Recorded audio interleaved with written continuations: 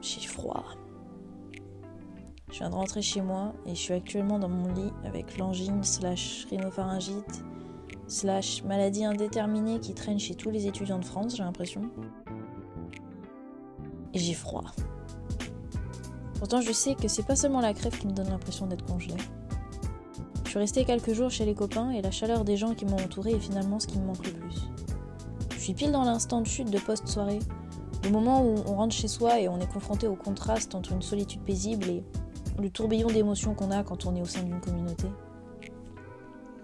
C'est une vraie mélancolie, une sorte de douceur amère du calme après la tempête.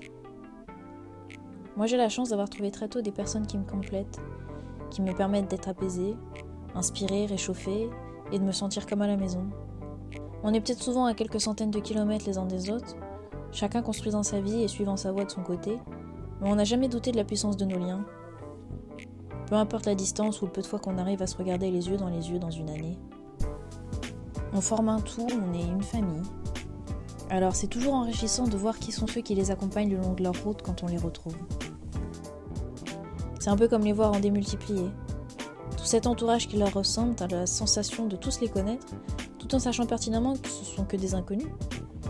Tu connais pas leurs rêves, ni leurs espoirs ou leurs terreurs, mais tu sais, sans le moindre doute, que ce sont des gens incroyables parce que la personne qui compte démesurément pour toi les a choisis comme acolytes.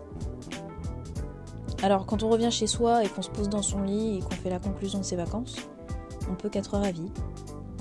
Et rien ne vaut le soulagement qu'on a quand on est conscient que ceux qui font partie de toi, de ton histoire et de ton cœur, sont dans une bulle de rire et de bêtises et de complicité. Et on a juste le sourire aux lèvres.